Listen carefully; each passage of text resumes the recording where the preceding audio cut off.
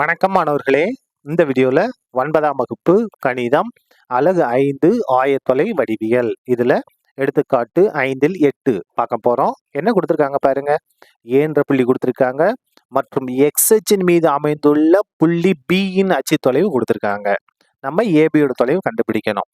A என்ற புள்ளியும் B என்ற புள்ளியும் கொடுத்திருக்காங்க. A என்ற புள்ளி நேரடியா கொடுத்திருக்காங்க, பிரச்சனை இல்ல. பாருங்க B என்ற புள்ளி என்னன்னா x அச்சின் மீது இருக்கிறது. x அச்சின் மீது ஒரு புள்ளி x அச்சின் மீது இருந்துச்சுன்னா x-க்கு மட்டும்தான் மதிப்பு இருக்கும், y-க்கு மதிப்பு இருக்காது. x அச்சின் மீது அமைந்தால் x-க்கு மட்டும்தான் மதிப்பு இருக்கும், y-க்கு மதிப்பு இருக்காது. அப்ப பாருங்க, x அச்சு தொலைவு B யின் அச்சு தொலைவு. அப்ப இங்க B என்ற புள்ளி என்னன்னா x-க்கு மட்டும்தான் மதிப்பு. எவ்வளவு? 11. அப்ப 11,0. இதான் என்னது? B என்ற புள்ளி B யின் அச்சு தொலைவு. இது ஏன் 0ன்னா எந்த அச்சுல இருக்கு? x அச்சுல இருக்கு. y-யோட மதிப்பு 0, x-க்கு மட்டும்தான் மதிப்பு 11,0. இப்ப கண்டுபிடிப்போமா? பாருங்க, AB யின் தொலைவு. முதல்ல தொலைவுக்கான ஃபார்முலா எழுதுவோம். D = square root of x2 minus x1 the whole square plus y2 minus y1 the whole square. எழுதிட்டோமா? இப்ப எதோட தொலைவு கண்டுபிடிக்க போறோம்? AB யின் தொலைவு. A என்ற புள்ளி பாருங்க நேரடியா இருக்கு, 7,3. B என்ற புள்ளி பாருங்க இங்க நம்ம எழுதியிருக்கோம். என்னது? 11,0வின் தொலைவு. கண்டுபிடிப்போமா?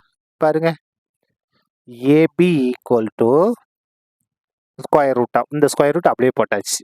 இந்த முதல் புள்ளியை நம்ம x1 y1 ரெண்டாவது புள்ளியை x2 y2 எடுத்துக்கலாம். இப்ப பாருங்க, x2 minus x1, x2 ஓட மதிப்பு 11, ஃபார்முலா மைனஸ் x1 ஓட மதிப்பு 7. அடுக்கு என்ன வந்துடும்? இந்த அடுக்கு 2 அப்படியே வந்துடும். Plus y2 minus y1, y2 ஓட மதிப்பு 0, ஃபார்முலா மைனஸ் y1 ஓட மதிப்பு 3. இந்த அடுக்கு 2 அப்படியே வந்துடும். இது சுருக்கிடுவோமா?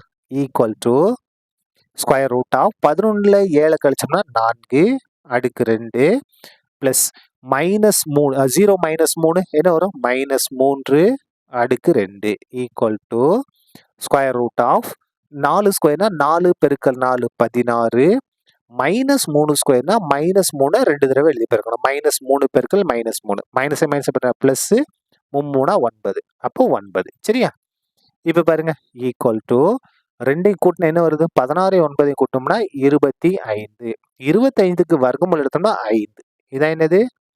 நமக்கு தேவையான ஏபியின் தொலைவு. எவ்வளவு? 5 அலகுகள். சரியா? அவ்வளவுதான். இந்த கணக்கு முடிந்தது. நன்றி.